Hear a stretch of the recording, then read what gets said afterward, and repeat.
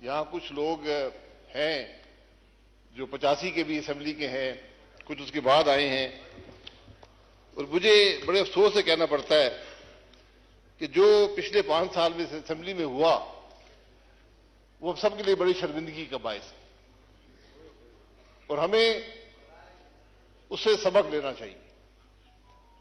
आपके सामने यहां पर इस असेंबली के स्टाफ के हिसार में लीडर्स ऑपोजिशन ने तकरीर की, आप यहां मौजूद थे।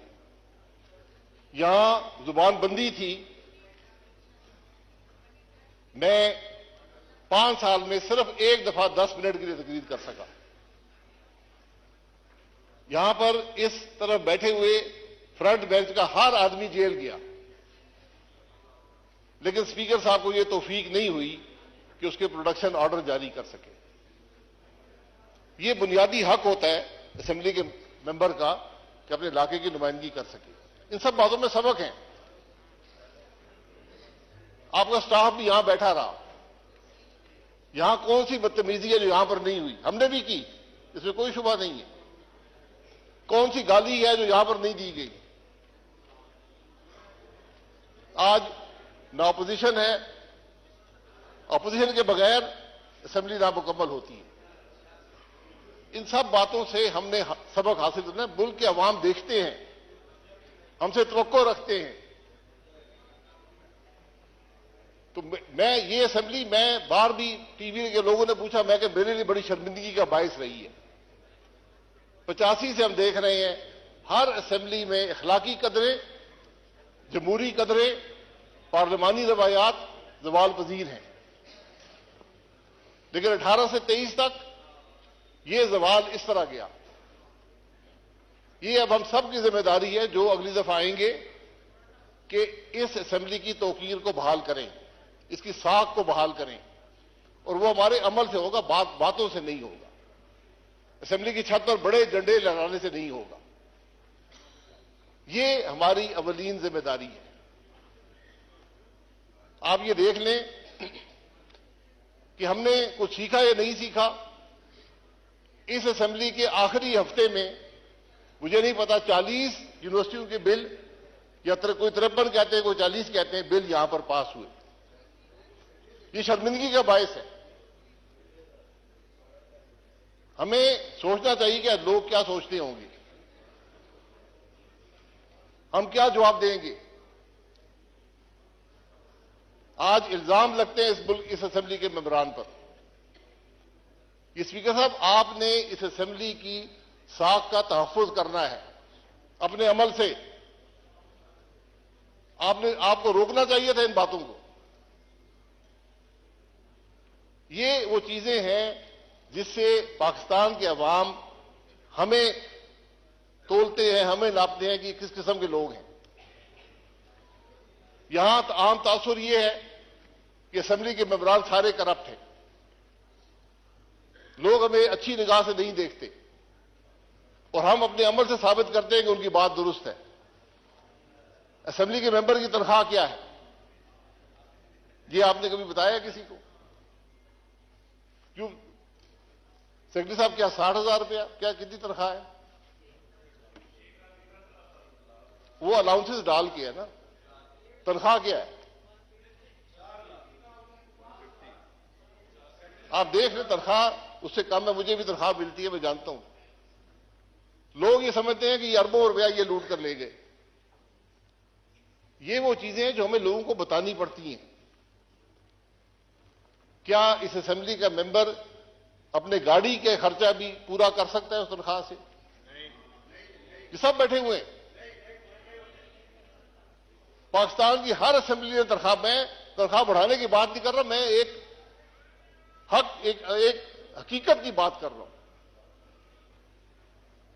इसलिए असेंबली जब भी आए, आप मौजूद होंगे यहां पर, उनको अल्लाह करे आप भी स्पीकर रहें, उनको सबक दें कि इस असेंबली की बेतौकीदी ना हो, असेंबली का तौकीर जो है वो बहाल रहे। मैं पिछले स्पीकर साहब का नाम नहीं लेना चाहता, लेकिन जितना नुकसान उन्होंने इस हाउस को दिया है, तारीख में किसी नहीं दी। ये बदकिस्मती है। अगर आप पे हुकूमत का दबाव हो, कुर्सी छोड़ दें। मैंने उनको कहा भी, यहां खड़े होकर कहा, मैं अगर आप पर यह दबाव है कि आप बोलने ना दें अपोजिशन के मेंबरान को, तो ये कुर्सी छोड़ दें, इसमें आपकी भी इज्जत होगी, हाउस की भी इज्जत होगी। ये वो सबक है जो हमने हासिल करने हैं। मैं स्पीकर साहब ये कहूंगा, ये ऐवान जो है, ये वाहिद इदारा है मुल्क का जो अवाम पर टैक्स लगाता है। जो बोझ अवाम पर महंगाई का पड़ता है, इस इदारे से आता है। हुकूमत यहां पर बिल लेकर आती है, लेकिन ये इदारा मंजूर ना करे तो महंगाई नहीं होती। मेरा सवाल ये है कि इस मुल्क के अवाम पर टैक्स लगाने वाले खुद टैक्स देते हैं या नहीं देते, यह सवाल होना चाहिए। मैंने 13 साल नैब की अदालतों में गुजारे हैं, आज भी नैब की अदालत से होकर आया हूं। मुझसे नैब ने हर सवाल दुनिया का किया है, एक सवाल नहीं किया कि तुम टैक्स देते हो या नहीं देते हो। करप्शन का मेयार टैक्स की अदायगी या ना अदायगी में है।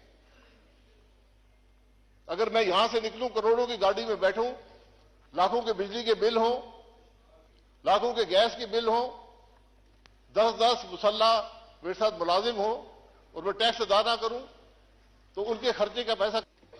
जनाब शुक्रिया, मैं बस 2-3 मिनट और लूंगा। मैं जनाब गुजारिश ये कर रहा था कि अगर इस ऐवान के मेंबरान टैक्स अदा नहीं करेंगे तो फिर हम दूसरों पर टैक्स कैसे लगाएंगे?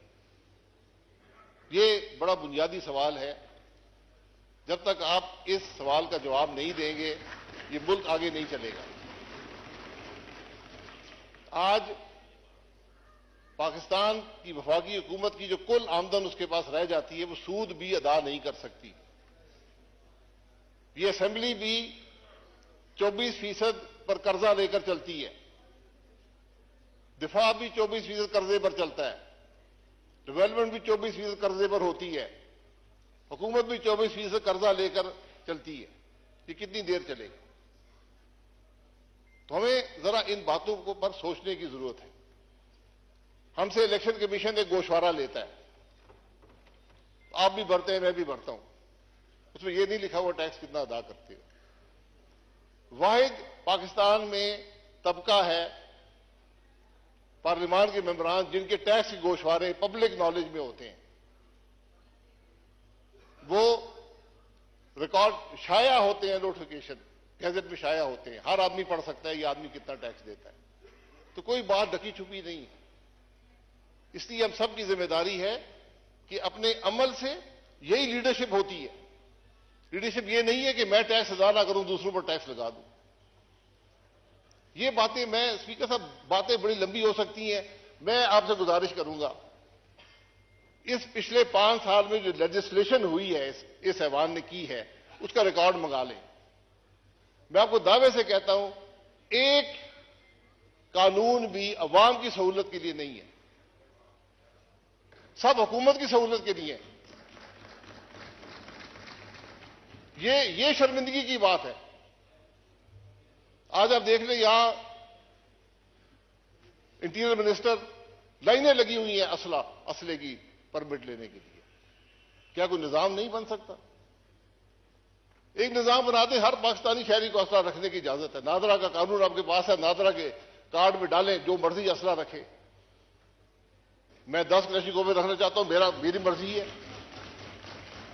ये कौन सा निजाम है कि मिनिस्टर साइन करेगा, सेक्रेटरी साइन करेंगे, एमएनए यहां लोगों के सामने धक्के खा रहे, बदनाम हो रही? ये कौन सा निजाम है? इसी की सहूलत कर दें।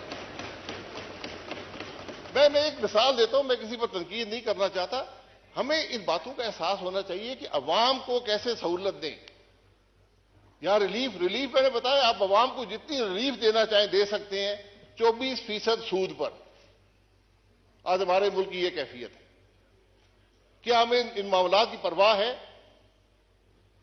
मेरा सिर्फ एक शिकवा इस ऐवान से, हुकूमत से यह रहा है कि मुझे कोई फिक्र नजर नहीं आती, मुझे कोई उजलत नजर नहीं आती, मुझे कोई तकलीफ नजर नहीं आती कि आज मुल्क के इन हालात में है।